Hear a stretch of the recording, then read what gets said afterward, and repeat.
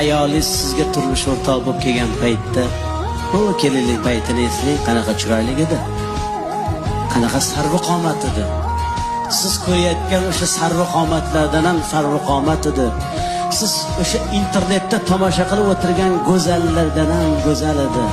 Sizni bolalaringizni tug'aman deb, sizni zurriyotlaringizni dunyoga keltiraman deb, to'lg'oq azobiga chidab, tishini tishiga qo'ygan paytda tishlari sinib tushdi.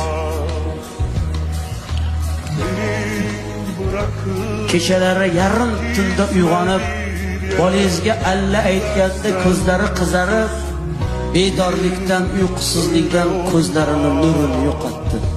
Ko'zlari xiralashdi.